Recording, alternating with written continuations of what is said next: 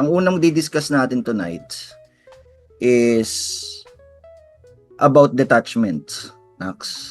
So, hindi yung detachment sa mga tao, sa mga paligid at sa kung saan man, ano? Detachment sa technicals.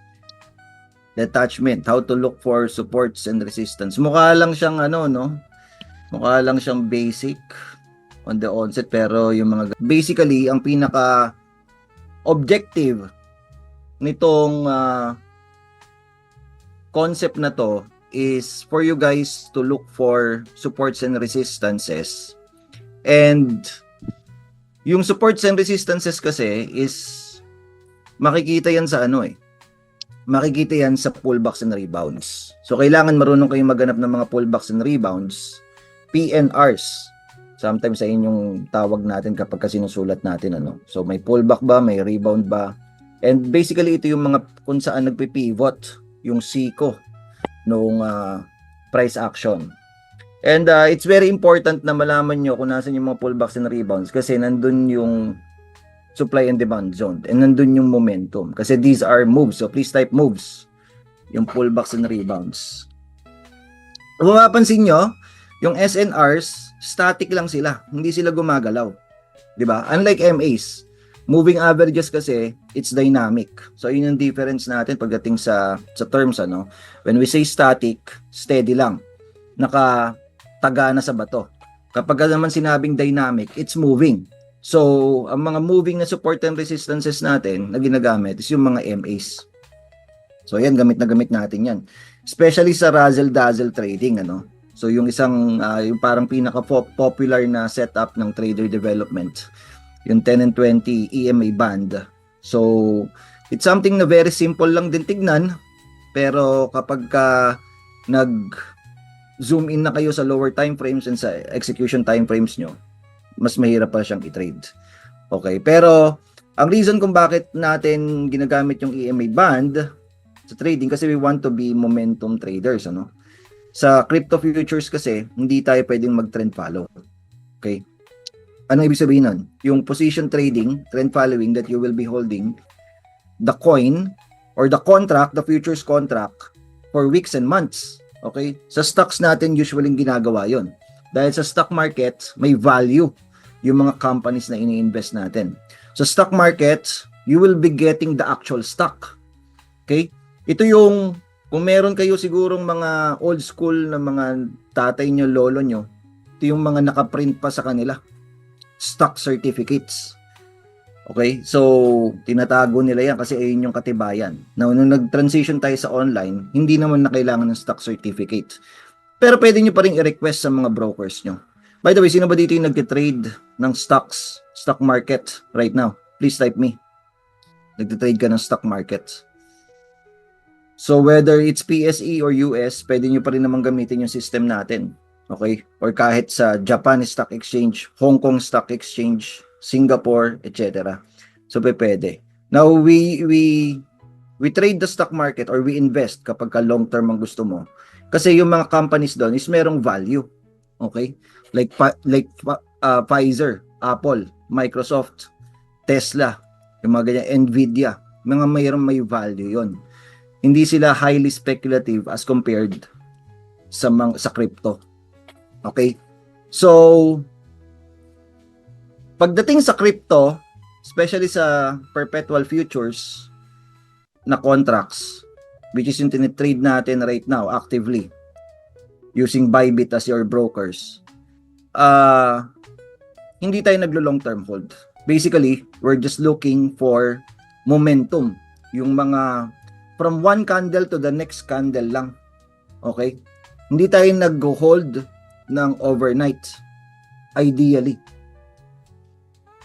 Hindi tayo nag-hold ng more than 3 days, more than a week. Kasi meron tinatawag na funding fee. Funding rate. So, in other words, mas mataas yung babayaran mong fee on top dun sa commissions or sa trading fees ng Bybit. Kasi ayun yung kumbaga parang fee of holding it overnight. So ganun ng kalakaran sa futures derivatives sa perpetual futures. So that's why hindi natin hino-hold overnight yung mga positions natin.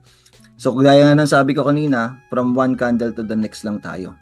And kapag ang trading mo is from one candle to the next or from one key level to the next key level to the nearest key level, is very important na marunong kang maghanap ng pullbacks and rebounds. Marunong kang maghanap ng mga supports. Marunong kang mag-identify kung minor support ba or major supports or SNR, sorry, yung tinitrade mo. Nagets ba ng lahat yun? Please type gets if gets. So, as I've said a while ago, meron tayong static and meron tayong dynamic SNRs.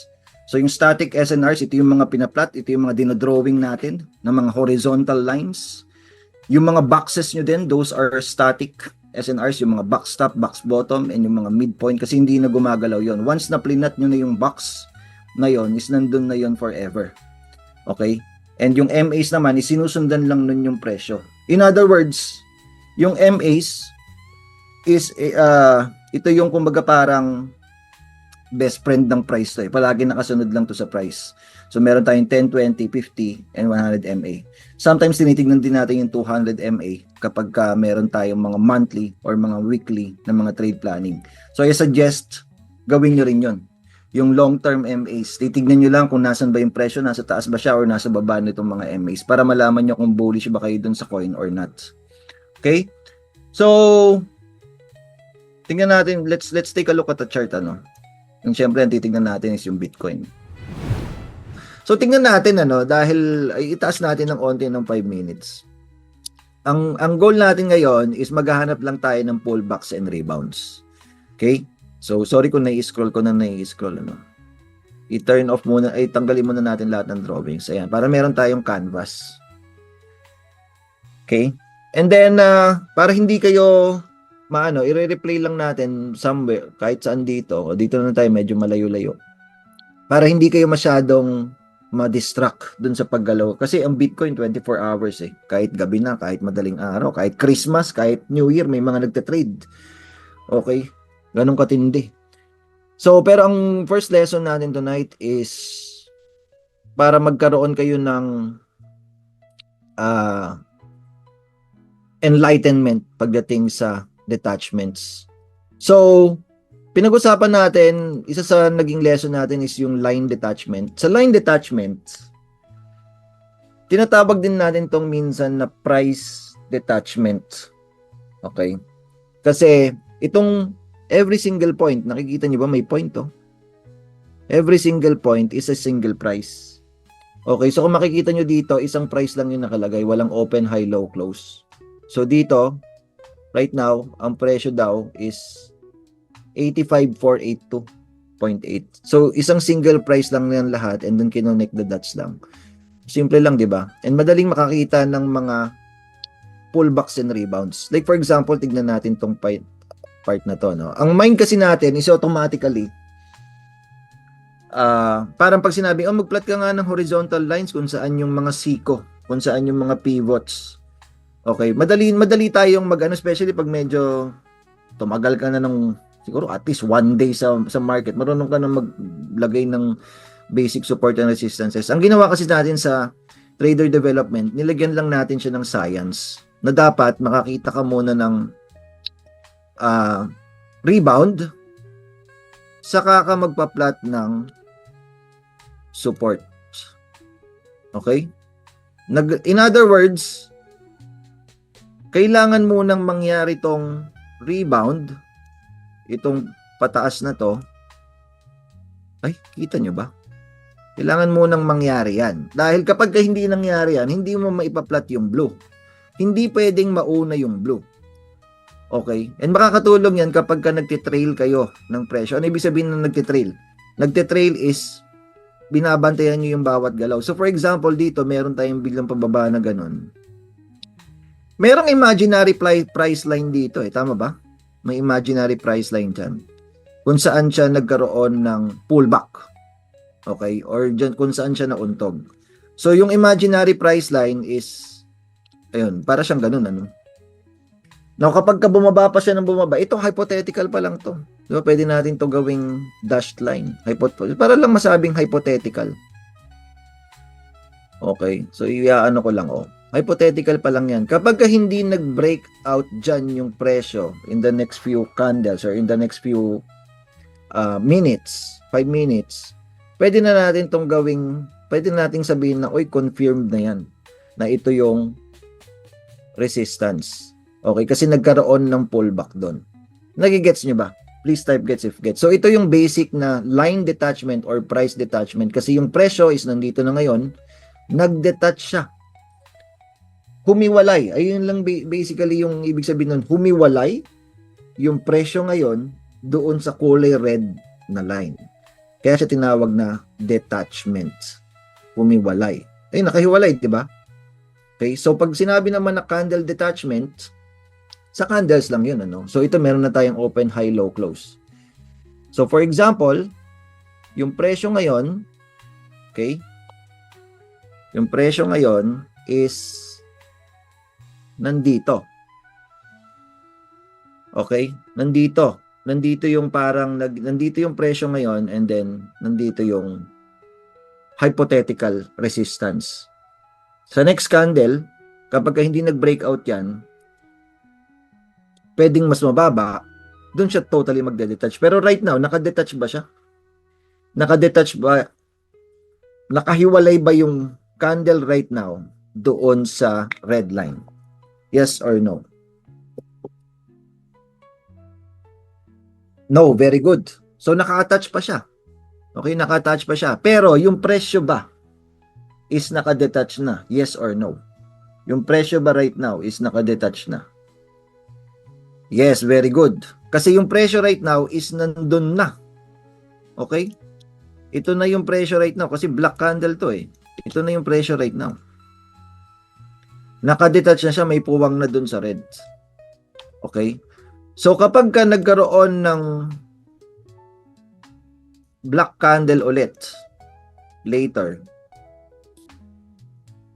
okay, so after 5 minutes ay nagkaroon ng black candle, tapos ganyan yung itsura niya. Okay, pwedeng merong wick, pwedeng wala. Naka-detach na siya, may puwang na. Ito pwede na nating ma-confirm na merong sellers doon, merong resistance doon. And kapag merong resistance, edi pwede na siyang maging breakout point. Or kapag pumunta, pag hindi naman nag-breakout, pwedeng maging future resistance ulit kung saan ka pwedeng mag-short. Diba? Or maghanap ng mga TP-TP. Gets ba? Please type gets if na gets. So very basic lang yung candle detachment technique. Basta kailangan at least dalawa. Ito, nag-detach na. Pag meron pang confirmation ulit, mas mababang candle pa ulit na naka-detach, kahit ganyan lang, kahit ganyan yung itsura niya o ano. Ibig sabihin, legit na tong plinat mo na resistance. Okay? So, mapapansin nyo, yung line chart and yung candle chart is magkaiba yung reference point. So, ito nag-close to dito dahil black candle to, pero ito, nakita natin na merong over-excitement. Over-excitement, nag-overextend dito yung presyo. So, pwede nating gawing dotted line yan. And itong parte na to is pwede nating i-consider as the support. Okay, current support, medyo makapal-kapal yung support ngayon. So basically, pinagsama lang natin yung closing, which is yung line chart. Ayun yung line chart. Hindi kita dito yung buntot, nung next candle. Pero pagka-clinic ko to, kita na yung buntot. Closing ng line chart and body nitong candle na to. Body din nitong candle na to. And then included na rin yung wicks. So, yan. Tingnan natin ngayon in the next candle. Ano ba nangyari? So, ito naka-detach na, Naka-detach na. So, medyo nako-confirm na. Nako-confirm na yung hula natin na, may resistance doon. Diba? Nanguhula lang tayo nung una eh. Diba? Kaya ako sinabing science kasi, nung una, parang hypothesis lang tong na to. line na to. Nung una parang hindi pa tayo sure. Pero ngayon nag-detach na siya. Nag-detach na. So tingnan natin sa next candle. Boom. So confirmed na meron palang resistance doon. Di ba merong mga traders na ganyan mag-trade, ano? Diyan sila naka-short, meron lang detachment. And sometimes kasama yan sa mga rules natin, especially sa execution time frame and sa lower time frame. Kaya very important na ma-master nyo itong detachments. Okay? Kasi minsan nakakalimutan mo yan eh. O ito. So, totally naka-detach na siya. Mayroon ng puwang. From here up to here. Ano? Malaki na yung puwang. Malaki na yung puwang. Di ba? Totally nakahiwalay na siya doon sa red. Yung presyo ngayon is nakahiwalay na doon sa red. Tama ba? So ngayon, bumabalik siya papunta sa red. Tignan natin kung babalik siya. Ayun na, bumalik na. Naka-attach na ulit, ano? Tama ba? Umatouch na siya ulit. So tignan natin yung magiging reaction ng price dito sa red line na to. Kung magpapakita ulit yung mga sellers. I-play out lang natin. Op! Pakita ulit yung sellers. Tama ba? Pero this time, parang nangyari dito sa baba. Nagkaroon tayo ng wick. Upper wick. Dito. So sa upper wick, ayan yung over-excitement. Overextension. Ito yung tawag natin, di ba dito, emotional price. Kasi maraming tumawa at umiyak dyan. Isipin mo kung nakabili ka doon, ano? Tapos bumagsak in the next few candles, iyak. Iyak ang nangyayari. Kaya nandyan yung emotion. Kasi akala ng mga tao, breakout na eh. Pero hindi pala, meron palang sellers doon, ano? And itong resistance na unang prinat natin, medyo nako-confirm na natin na nagre-resist talaga siya. Kasi after this, boom, naka-detach siya ulit, ano? Ito, naka-detach ulit yung high nito. Naka-detach. So, literal, ano? Na meron, confirm tong, ano na to? Presyo. Okay, so, inaabot niya na yung support. Ibig sabihin, ang lakas nitong resistance na to. Ngayon, nagtatry na naman siyang mag-breakout. Pero tingnan muna natin tong itong support naman. Okay. So, kunyari wala to. Tanggalin natin yung drawing na yan. Tanggalin din natin to. So, dito, red candle tayo, no? Red candle. So, dito, lagyan na lang natin sa wick. Okay. Ayun yung hypothetical support at that time. Gawin ko tong blue. By the way, baka medyo boring to dun sa mga medyo matagal-tagal na, no? Pero, ano nyo lang, just go with it, ano? Consider it as a review na lang. So, ito nag-detach na, meron ng puwang. May puwang na naganap simula dito, yung low nitong candle na to, yung kulay white. Tingnan nyo mabuti. Nakahiwalay na. Ayan yung detachment. Yung presyo nito is dito nag-close, price detachment. Candle detachment, yung low nito, yung buong candle is hindi na anywhere dun sa open, high, low, and close, hindi na nakalapat dito sa blue. So, merong rebound dun. Okay? That's why sometimes nga, pagdating sa execution time frame, ganyan lang minsan yung hinahanap natin, mag-detach ka lang para malaman ko na merong support dun para makabili ako. Di ba? Huwag ka lang a-attach. Pag nag-attach ka, ibig sabihin meron ng mali. May nangyaring mali. So that's how we do it sa execution time frame.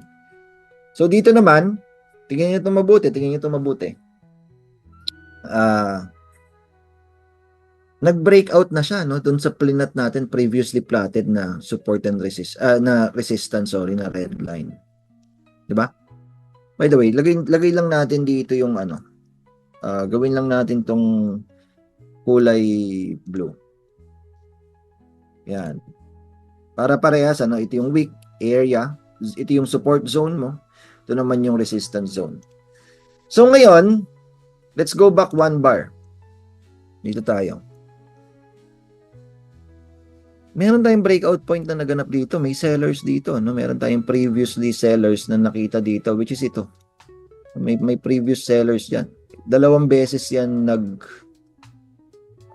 ng pullback. Okay?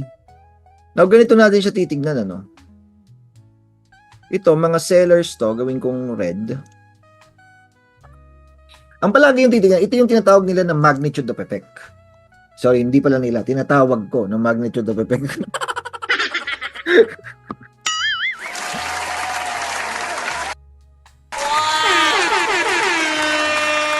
Commercials, no? Magnitude of effect.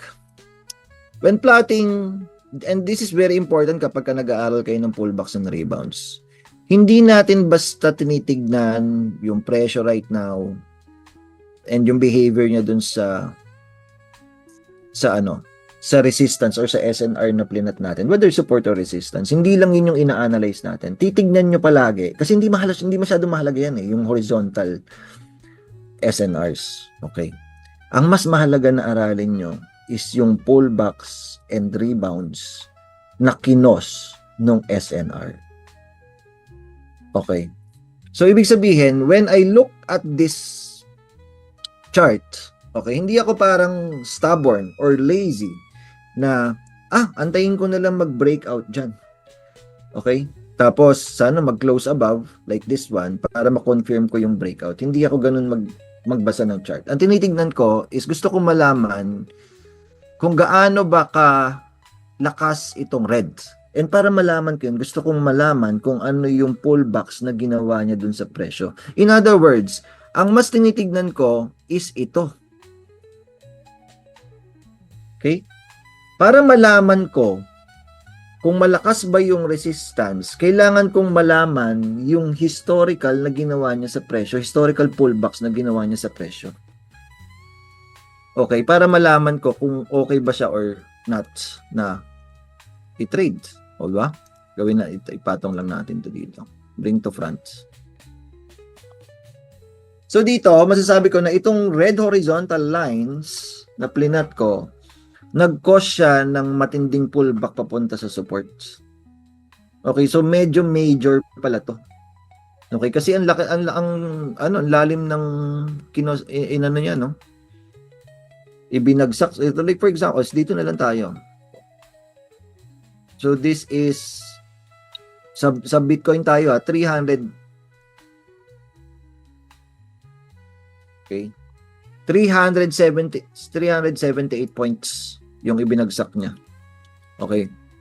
So ayan ngayon yung titignan ko ng momentum. Ito yung magnitude of effect. So when we say magnitude of effect nung resistance. Pero tingnan niyo mabuti, meron ding counter na magnitude of effect, ano? Ano namang ginawa nung support na na-identify natin doon sa price? Okay? So ang ginawa niya sa presyo after hitting this is napataas niya naman ng ganun. So ito ngayon yung mga lines na nandito, dotted.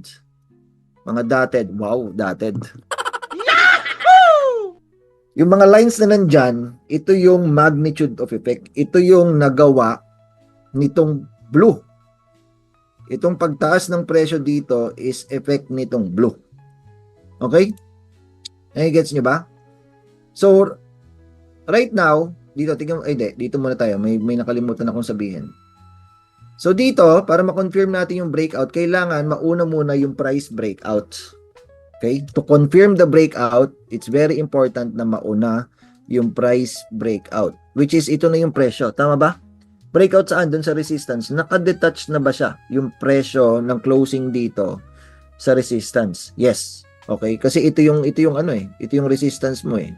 So, nakalutang na siya. Okay? Ito yung resistance mo. Itong pinaplot ko ngayon na kulay blue na to. So, ito yung lutang. Ito yung presyo right now. And ito yung resistance. So, nakalutang na siya. Kailangan ngayon natin next is candle detachment. Kasi naka-attach pa yung candle, tama? Naka-attach pa siya doon sa red. Tama ba? So, para ma-confirm natin na legit yung breakout, kailangan lumutang din yung candle. Which is, nakita nyo naman na parang na-spoil, ano? Next candle, ito na yung candle right now. Ito ngayon yung puwang. So, sabi natin kanina, one or two candles dapat, nakalutang siya para ma-confirm natin na humihiwalay na talaga siya. Now, yung presyo is nandito, medyo malayo-layo na siya. Ito na yung puwang, ito yung presyo. Titignan natin sa line chart. Ayun. Ito ngayon yung resistance. Okay? Ngayon, next candle, bumalik. Bumalik ang hayop. Bakit pinapalakpakan? Putik yan. Nagpalakpak ang putik. Pinalakpakan, So, ito, bumalik siya ulit, Paano ba to? So, ibig sabihin, anong ibig sabihin nun? Meron naman tayong resistance dito. Wait lang, burahin ko muna to, Meron tayong resistance dito. Okay? Dahil nag-detach siya doon, nag-detach yung presyo dito, nandito na. Nandito na yung presyo, nandito yung high ng candle, so ang laki ng puwang. Ang laki ng magnitude na ginagawa ngayon, Ito yung puwang. So, bumalik na siya. Now, sabi natin, yung role reversal theory, yung previous support, yung previous resistance, magiging new support sila. So, ito gagawin natin tong kulay blue. Ay, hindi. Dapat green. Parang papahiya ako sa Papahiya ako sa inyo. Ito gawin natin tong kulay blue. Okay? Kulay blue. So, meron tayong area dito. Ito yung previous resistance. Okay? And yung previous resistance na yun yung ginawa niyang pullback. Okay? So, tignan ngayon natin kung ano ba to? Tingnan muna natin to. Tingnan muna natin yung previous candle. So, ito nakakapit pa Tingnan nyo mabuti to Tingnan nyo mabuti to. Itong part na to, itong sa kulay blue, nakakapit, pa siya, Hanging pa siya doon, Nakalambitin pa.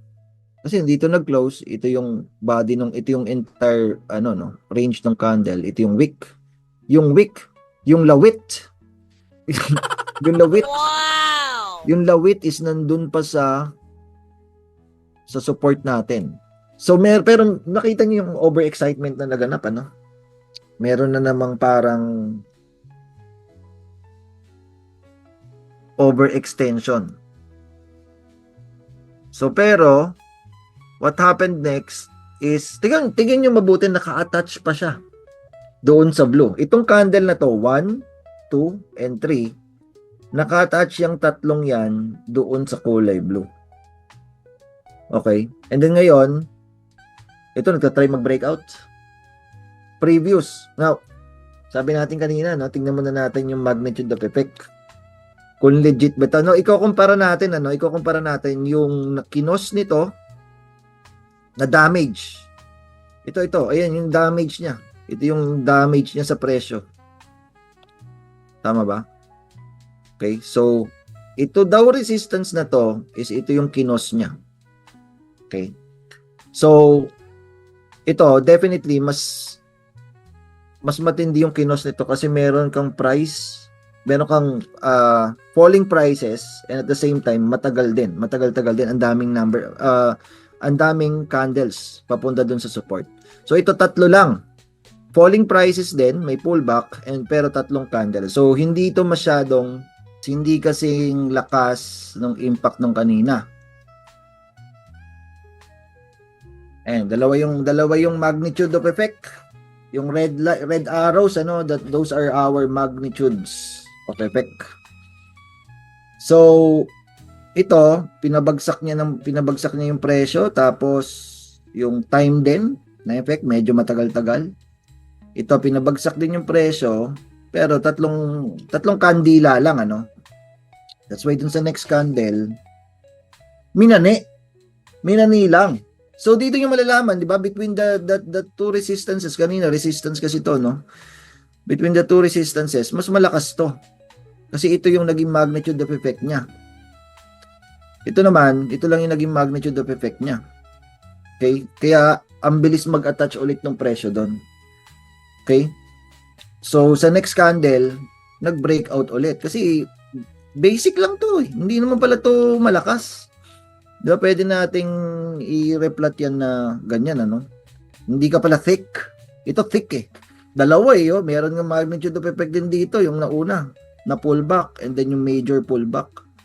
So, ito, hindi pala siya thick. Okay? So, and ayan na. Nagtatry bumalik, ano? Nagtatry bumalik. Pero may hindi pa totally nabalikan, ano? So ito na yung ito yung presyo kanina, previous candle, ito na yung presyo ngayon. So parang sabihin natin parang medyo naka-attach pa, hindi pa tayo masyadong convinced. Uy, ito na meron na ng price detachment na matindi, ano? So hanggang dun na siya. Price detachment. So hindi natin napapansin na uptrend na pala. So candle detachment na. Ito malaki na yung puwang, may puwang na dito. Ibig sabihin, anong ibig sabihin nitong puwang na to? Mga buyers 'yan. Unserved buyers. 'Di ba? Unserved buyers. Itong puwang na to. May presyo diyan eh. Merong mga nakabid diyan. May mga orders diyan. Hindi na servan. Okay? So ito unserved buyers din to. Ito meron 'yan. So titignan natin mamaya seserban 'yan. Bibigyan. Eh na, binibigyan na. Pag gusto, bigyan, ano? Pag gusto, bigyan.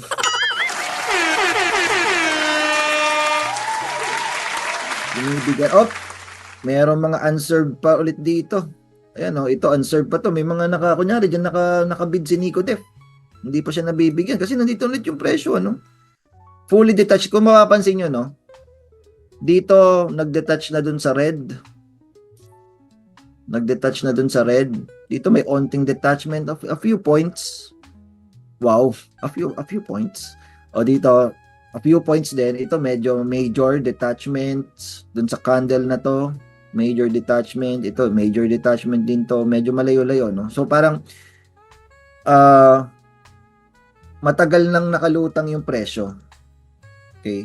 So ito binibigyan, binabalikan, ano? Binabalikan. Ibig sabihin, meron na doon nasa taas. Meron nang nasa taas na ano.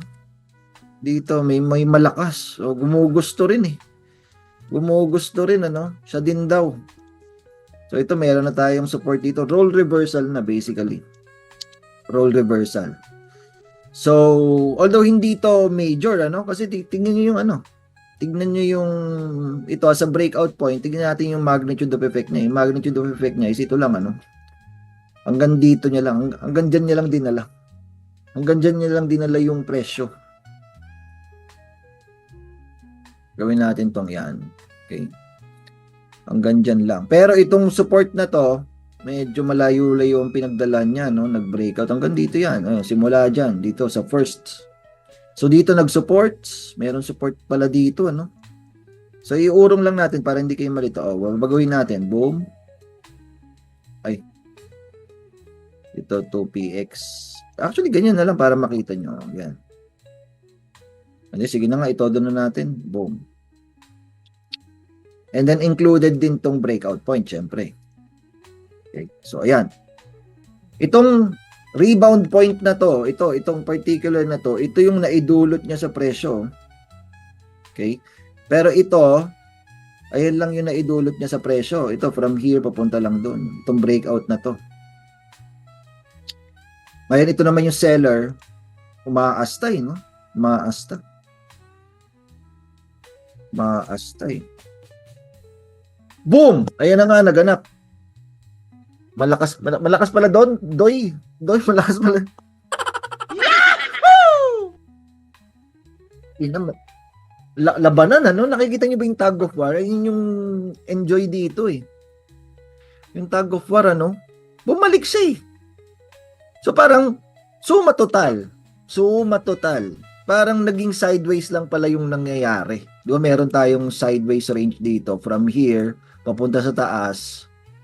papunta doon, ano? In other words, anong conclusion natin? Yung pwersa nito at yung pwersa nito equal lang. Tama ba? Kasi ayun, oh, ayun yung magnitude of effect niya. Ito, ay pero lumalagpas, may overreaction, ano? May overreaction. Ito yung magnitude of effect niya. Burahin ko to. Burahin natin to. Burahin natin to. Okay? So parang equal lang pero merong nagre-react no? Merong mas malakas na ngayon yung bears. 'Di ba? Mas malakas na ngayon.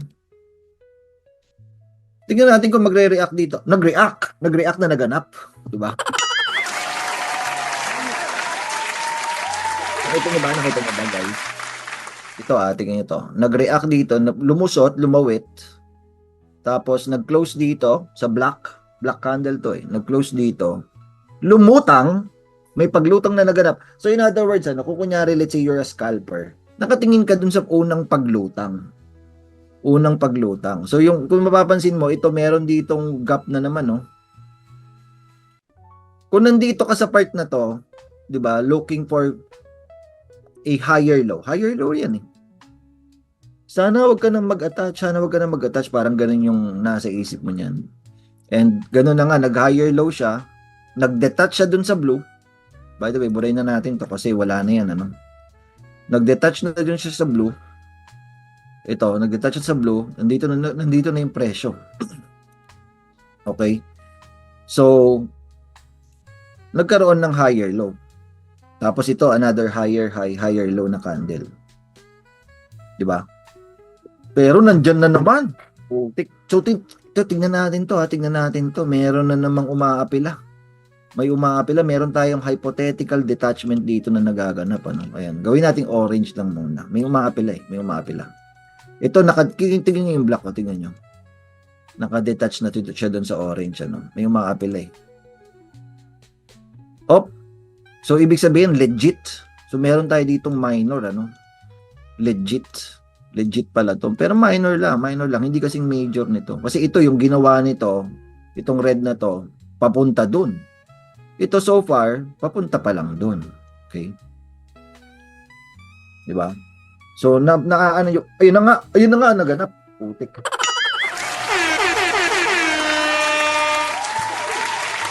Ayun na nga naganap, ano. Malakas pala to. Itong red na to. Malakas pala. Di ba kasi na-break niya na to, ano? Wala na to. Wala na. Wala ka na.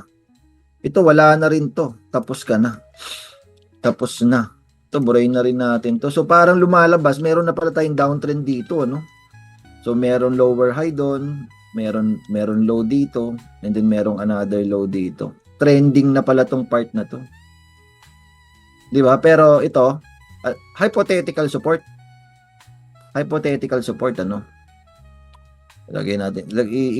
Edging lang natin. Edging. So, pwede na tayo din actually maglagay ng mga box dyan eh. O, di ba? May box na tayo dyan. May ano tayo, basic. Basic box lang tayo. Basic box. O, di ba? Buburahin ko na lang muna to. So, meron na tayong ito, nag-detach. O, di ba? Detachments. So, nagre-retest, ano? May marites na naganap. Wala. Basic. Nasa downtrend na pala tayo. So, yun na pala yung tema. So, parang kung titignan natin na medyo malaki-laking ano, ayun no. Kaya naman pala. Di ba? Clueless pala tayo kanina. Downtrend pala to kasi. Simula dito, ano? Di ba? Clueless. Boom. Hindi natin nakita. Boom. Meron na pala ditong ganun, ano, na galawan. Downtrend pala kasi. Tignan natin yung nangyari kung itutuloy yung downtrend. Talagang tinuloy-tuloy na, no? Tinuloy-tuloy na ang downtrend na naganap. Diba? So, nag-enjoy ba kayo? Nag-enjoy ba kayo sa detachments na proseso natin?